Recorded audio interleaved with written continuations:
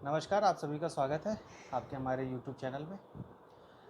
प्रयागराज में पार्षद और महापौर का चुनाव की तारीखें जो हैं धीरे धीरे नज़दीक आ रही हैं। तो आज हमारे साथ एक प्रत्याशी हैं 42 नंबर वार्ड के प्रशांत कुशवाहा जी। इनसे हम लोग बातचीत करेंगे कि किन मुद्दों के साथ ये जनता के पास जा रहे हैं और क्या ये जनता का रुख देखते हैं और किस तरह से इन्होंने ये चुना कि ये पार्षद का चुनाव लड़ें। बहुत बहुत स्वागत है भैया आपका। किन मुद्दों के साथ आप जनता के पास जा रहे हैं?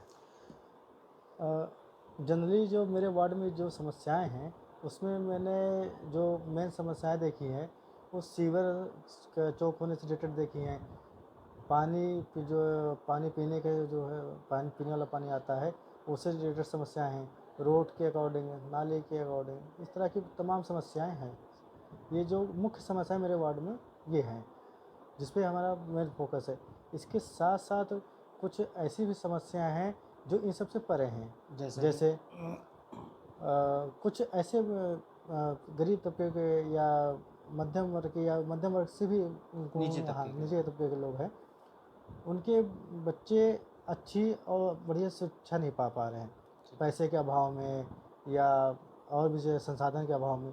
तो उनके लिए अच्छी व्यवस्था कराना पर जो है शिक्षा की या संसाधन की व्यवस्था कराना, इस सब पे भी मेरा फोकस है अपने वार्ड से रिलेटेड या अन्य उस पर जो भी लोग हैं। जी। तो ये जो जैसे आपने सीवर की और पानी की व्यवस्था बताई है कि इससे 42 नंबर वार्ड के जो भी वो हैं जनता है वो इससे त्रस्त है, इनको आप कैसे हल करेंगे? क्या इनके लिए कोई रोड मैप बनाया है या अभी नहीं सोचा है, क्या है? नहीं, इसके लिए जो मैंने अपने जो प्लानिंग मैंने बनाई है कि मुझे सबसे पहले तो वाटर लेवल का देखना है कि वाटर लेवल कहाँ क्या है। वाटर लेवल के हिसाब से ही कोई चीज़ होती है। और जो सीवर लाइन के चौक होने की जो मुख्य समस्या है उसमें टाइम टू टाइम उसकी सफाई ना होना है। ठीक है। जब उसकी अगर टाइम टू टाइम उसकी सफाई नहीं होगी, अगर समय समय पर उसे सफाई नहीं होगी तो ऑटोमेटिक चौक हो जाएगा। ठीक है।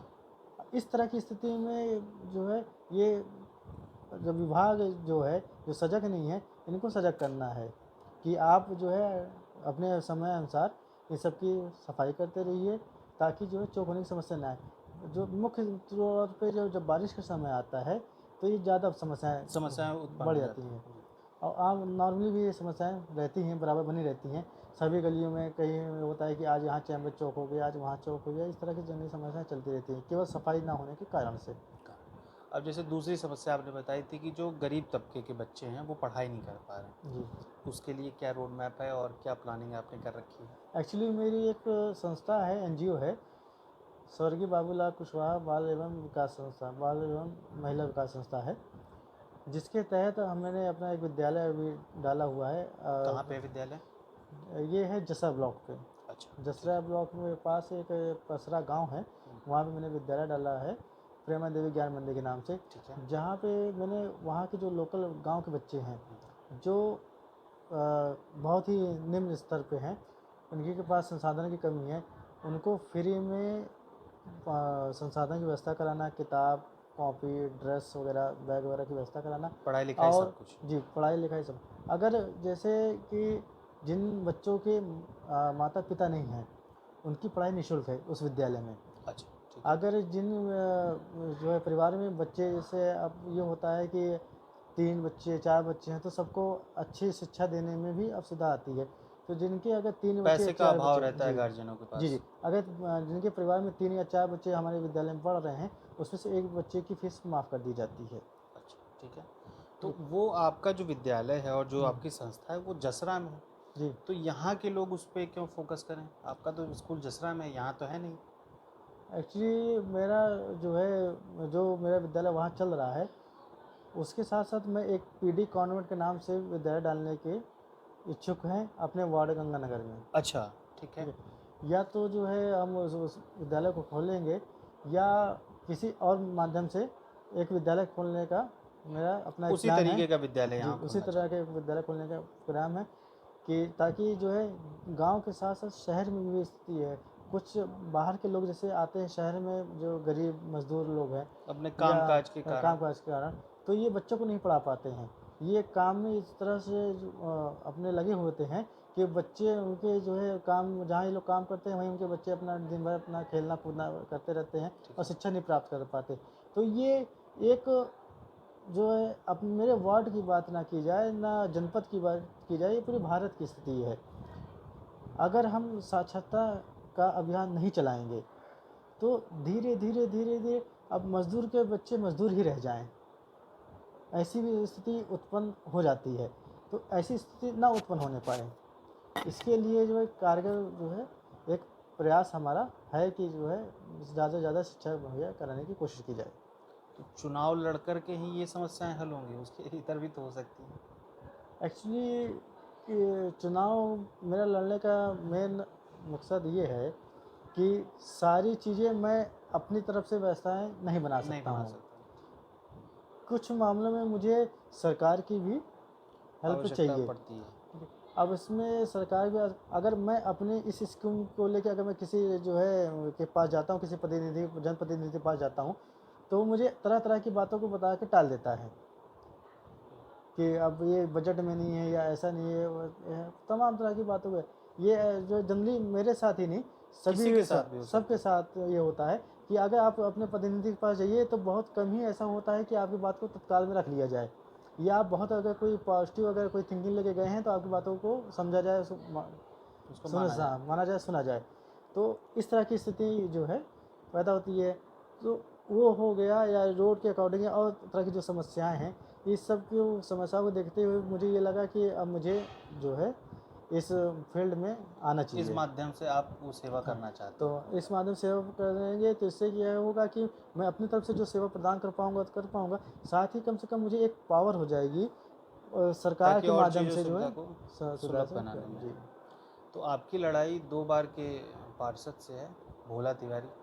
जी तो कैसे मारेंगे उनको, मतलब कैसे उनकी वोट को और किस तरह से उनको हरा पाएंगे आप? देखिए, पहले चीज़ तो मेरे वार्ड में टोटल 9 कैंडिडेटों ने नामांकन किया है, ठीक है। नॉमिनेशन फाइल किया है 9 लोगों ने, जिसमें से एक हम भी हैं। तो मैं अपने आप को अगर पीछे ले लेता हूँ तो 8 कैंडिडेट हैं। ठीक है। तो मैं केवल एक कैंडिडेट जो अभी वर्तमान में जो है, जो हमारे पार्षद हैं माननीय भोला तिवारी जी, मैं ये नहीं कहूँगा कि हमारा जो है मेन वही प्रतिद्वंदी हैं। हमारे उनके अलावा जो है मेरे जितने और भी जो है प्रतिद्वंदी इन द सेंस कि वो 2 बार के जीते हुए हैं, जी जी इस वजह से मैंने उनका नाम लिया, बाकी का जी उस तरह से नहीं लिया, क्योंकि वो सब भी प्रत्याशी, जैसे आप प्रत्याशी हैं, जी बाकी भी हैं, जी जी बट वो 2 बार के ऑलरेडी पार्षद हैं। जी तो उनसे आपकी एक तरीके से कहिए कि जो भी बाकी प्रत्याशी उनसे उनका लड़ाई है, जी ठीक है, कुल मिलाकर के, क्योंकि भाई वो ऑलरेडी जीते हुए हैं, प्लस उनके पास एक पार्टी है, जी आप लोगों के पास कोई पार्टी नहीं है, आप लोग जी। निर्दलीय लड़ रहे हैं। तो इस फर्क को कैसे कम करेंगे? इस फ़र्क को कम करने के लिए मैं निरंतर जैसे क्षेत्र में अपने मेहनत करता रहा हूँ, लोगों से मिलता रहा हूँ, जो भी जनप्रतिनिधि हैं उनसे मैंने संपर्क बनाया है। मैं पब्लिक डिमांड पे मैंने इस तरह का फैसला उठाया है। तो लोग अन्य जो मेरे क्षेत्र के जो लोग हैं या जो मेरे आम जन लोग हैं, इन सब ने मुझे प्रोत्साहन दिया है कि आप आइए, हम आपके साथ हैं। साथ, ठीक है। इस मजबूती के साथ मैं चुनाव मैदान में उतरा हूँ कि मेरे साथ मेरे सारे जो है क्षेत्र के, मेरे वार्ड के सभी जो नगरवासी मेरा समर्थन कर रहे हैं। इसलिए बाकी पार्टी का तो अब एक अलग मजबूती होती है, वो तो अपनी जगह वो भी चीज़ें ठीक है, लेकिन मैं अपनी मजबूती अपने वार्ड के नागरिकों को समझता हूँ। चलिए, अब एक आखिरी सवाल बस, जी उसके बाद ये ख़त्म करेंगे कि जैसे पार्षद बनने के बाद लोगों से कनेक्टिविटी पार्षद का कम हो जाती है, जी ठीक? कोई भी, जैसे मान लीजिए मैं ही अगर आपका वोटर हूँ, मुझे अगर जी। कोई समस्या है, मैं कैसे आप तक पहुँचूँगा कि अपनी बात को कहने के लिए? इसके लिए मैंने जो रोड मैप तैयार किया है या मैंने जो प्लानिंग की है, वो मैंने प्लानिंग जो है अपनी, जब मैंने शिक्षा ग्रहण की थी, मैं रानी रेती सरस्वती विद्या निकेतन इंटर कॉलेज से मैंने अपने इंटरमीडिएट की पढ़ाई की है। संघ का भी मैंने कार्य देखा है, संगठन का भी मैंने कार्य देखा है। तो वहाँ से मैंने कुछ चीज़ों को कह सकते हैं Adopt कॉपी किया है। तो जो चीज़ें मैंने वहाँ, जो मुझे संस्कार मिले, जो मुझे वहाँ शिक्षा मिली, उस चीज़ को मैं यहाँ पर फॉलो करना चाहता हूँ। जैसे कि कुछ 2-4 गलियाँ हो गई या कुछ अगर कोई बहुत अगर बड़ी कोई गली है या अगर छोटी गली है, उस हिसाब से जैसे आवश्यकता अनुसार मैं एक पार्षद प्रतिनिधि का चयन करूँगा, जिनके कार्य ये होंगे कि वो अपने उस गलियों की जो भी समस्याओं को होगी उसको वो स्वीकारेंगे, उसको सुनेंगे, उसके अकॉर्डिंग जो भी अगर वो एप्लीकेशन वगैरह होती हैं या जो भी अगर प्रार्थना पत्र वगैरह आता है तो उसको अपने पास वो सबमिट करेंगे, उसकी जानकारी वो मुझको दे देंगे। इस तरह से मैं अपने पूरे वार्ड में, चाहे गंगानगर हो, ओम नगर हो, ऊंचवा गढ़ी हो, बेली गांव हो, बेली कॉलोनी हो, ये मेरा टारगेट ये है कि मेरे पूरे वार्ड में सभी जगह मेरे जो पार्षद प्रतिनिधि रहें, जिसकी वजह से जो आम जन है उनको मुझसे बात करने में, अपनी समस्या बताने में कठिनाई का सामना ना करना पड़े। कुल मिला के आप हर जगह आपके वॉलंटियर्स रहेंगे जी जी जी हमेशा। जी। और टाइम टू टाइम आप 10 डेज पे या जो 15 डेज पे या 30 डेज पे जैसे इस सब की एक बैठक होगी, तो उसमें बैठक में सारे पार्षद प्रतिनिधि वहाँ पे मौजूद रहेंगे, वो अपनी अपनी बातों को बताएंगे। इससे हमको क्या होगा कि एक सिंगल मीटिंग में कह सकते हैं कि एक सिंगल बैठक में मुझे अपने पूरे वार्ड की जानकारी हो जाएगी, जबकि ये अपने आप में एक बहुत बड़ा वो होता है कि अब इतना बड़ा मेरा वार्ड है, इसके सारी गलियों की सारी जगहों की अगर एक एक अगर समस्या को मैं अगर स्वयं देखना चाहूँगा तो मैं वो संभव पॉसिबल नहीं। संभव नहीं है। तो अब इससे ये होगा कि अगर इस एक यूनिटी की वजह से, एक पार्षद प्रतिनिधि की वजह से मैं सारी समस्याओं को एक ही जगह बैठ के सबको जो है देख सकते हैं, और कम से कम जहां हम तत्काल प्रभाव में नहीं पहुंच पा रहे हैं वहां मेरे पार्षद प्रतिनिधि पहुंच रहे हैं, जिनको एज मैं अपनी पार्षद की पावर जो है प्रोवाइड किया रहूँगा।